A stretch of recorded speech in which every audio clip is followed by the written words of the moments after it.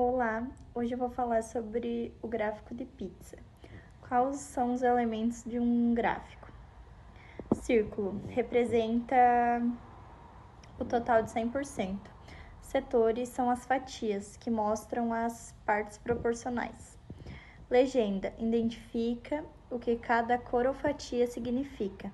E a porcentagem são os valores que indicam o tamanho de cada parte. E o título explica o que o gráfico representa. Por que o gráfico de pizza ele é utilizado? Ele mostra as proporções de forma clara e visual, que se torna mais fácil de entender, facilita entender qual é a parte maioral ou menor dentro de um conjunto, e ele é usado em pesquisas, estatística e relatórios. E aqui eu vou explicar uma questão.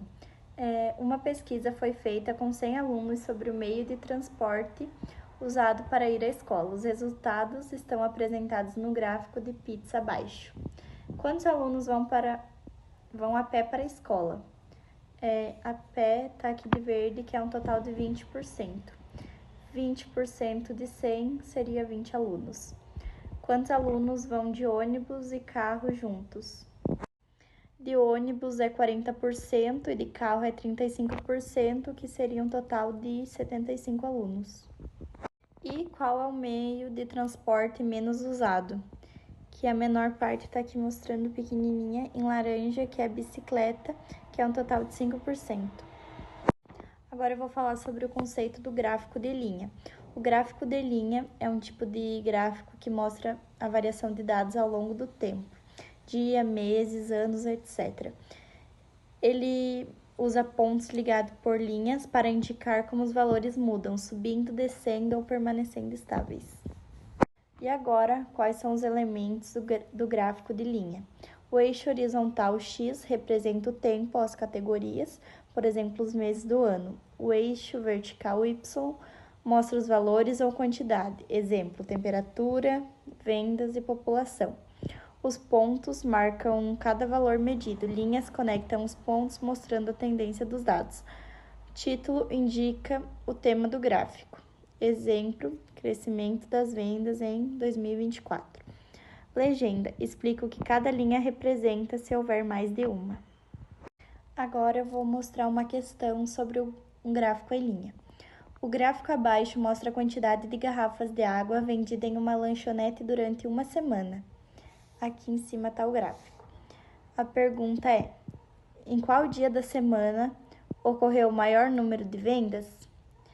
Se a gente parar para ver, na sexta-feira a linha está lá em cima, então o que significa que na sexta-feira foi o maior número vendido. Em quais dias as vendas diminuíram? A gente pode ver que da segunda até quinta não teve um pico tão alto de venda, e da sexta para baixo também já foi caindo, né, as vendas. Como podemos descrever o comportamento geral das vendas ao longo da semana? A gente pode ver que da terça até a quinta não tem uma venda alta, né, que é mais baixo, e que na sexta sobe as vendas e no final de semana, sábado e domingo, volta a cair as vendas. Olá pessoal, tudo bem? Me chamo Diana. Vou iniciar então com a apresentação das tabelas para vocês. Trouxe aqui alguns exemplos visuais e também de como ela pode ser utilizada no nosso dia a dia. Tendo então como primeiro exemplo os meses do ano, onde ela é bastante utilizada para organizar os meses, os dias, o que você vai fazer em determinado dia, em determinado mês. Outro exemplo, a contabilidade de uma empresa, onde ela pode facilitar para você então transpassar o que você teve de lucro, o que você teve de prejuízo, o que você tem de estoque, o que você não tem. Então a tabela, aí dois exemplos bastante utilizados no nosso dia a dia. Vamos iniciar então com o que seriam as tabelas. No contexto geral, ela é uma representação visual, sendo bastante utilizada então em colunas, em dados, para poder transpassar determinados conteúdos. Já por outro lado, as infográficas, elas são com uma composição de textos, de imagens, de gráficos, de ícones, tudo então para simplificar determinados dados mais complexos. Vamos seguir então para qual que seria o conceito das tabelas. Como eu citei, as tabelas elas são formadas por textos, gráficos, ícones, tudo isso para facilitar a compreensão do leitor. Então, esse é o conceito. Facilitar a compreensão do leitor de forma rápida, de forma simplificada, sem muitos elementos, para deixar algo muito mais objetivo. Vamos então para quais que seriam os elementos de uma tabela. Como eu falei, textos curtos, textos objetivos, as imagens, geralmente bastante imagens, ilustrações, para poder facilitar a compreensão, cores, setas, números, geralmente muito coloridos, que chamem a atenção e o foco do leitor. Vamos seguir então para o porquê que essa tabela é utilizada. Um exemplo, nos colégios, bastante utilizada para poder transpassar determinados conteúdos mais difíceis. Como eu falei, ela é uma tabela que não possui muitos elementos, geralmente formada por colunas e linhas, cores, setas, então isso facilita a compreensão. Ela atrai o foco do leitor para onde ele consiga compreender o conteúdo que você quer passar para ele. Vamos então para a primeira questão das tabelas infográficas. Eu decidi trazer uma questão do Enem de 2023, onde uma determinada empresa ela faz regularmente o levantamento dos seus motoristas e quantas viagens ele faz em determinado dia. Então, nesse dia, foi gerado um relatório por meio de um gráfico de barras, onde então ele relaciona a quantidade de motoristas com a quantidade de viagens realizadas naquele instante do dia. Vamos para o primeiro exemplo, onde 10 motoristas fizeram uma viagem nesse dia, outros 10 motoristas fizeram 2 viagens nesse dia, onde 55 motoristas fizeram 3 viagens. Então, a questão ela pede para a gente tirar a média, a moda mediana e o desvio padrão desses valores que a tabela nos traz. Vamos iniciar então com a média, onde como ela pode ser calculada. A gente vai pegar a quantidade de motoristas vezes a quantidade de viagens que eles fizeram no dia.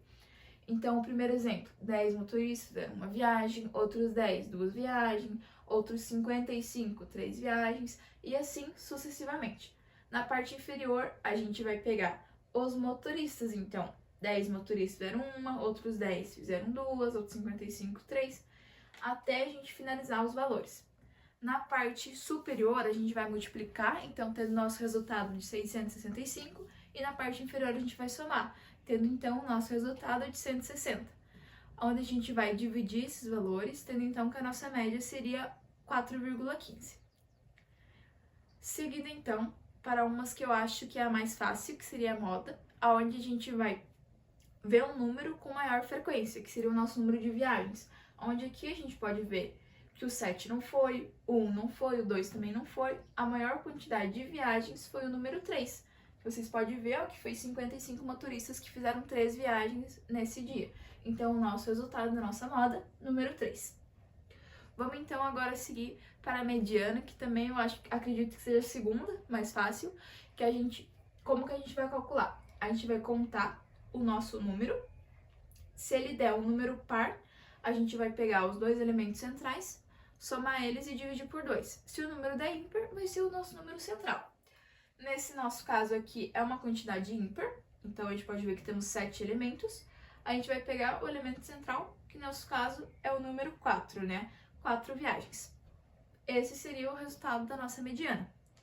Seguindo agora então para o desvio padrão. Como ele vai ser calculado?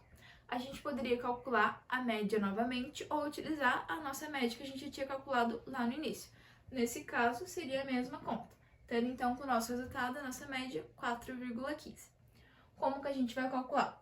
A gente vai pegar o número de motoristas que fizeram determinadas viagens, menos a nossa média, que seria 4,15. Tendo então o nosso resultado, 5,85. A gente vai fazer isso com todos os elementos. Depois, com o resultado em mãos, a gente vai pegar esse resultado e levar ao quadrado. Tendo então que o nosso resultado da nossa primeira questão seria 11,7. A gente vai fazer isso sucessivamente com todos os valores. Após todos os resultados em mãos, a gente vai somar eles. Então, a gente vai fazer o 11,7 mais o 11,7 mais o 101,7, tendo então que o nosso resultado seria 278,5.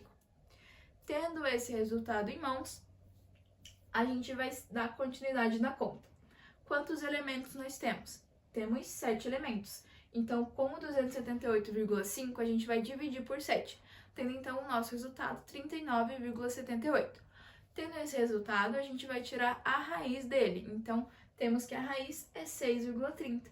Esse seria o resultado do nosso desvio padrão. Tendo então concluído as 4 alternativas da nossa conta do Enem.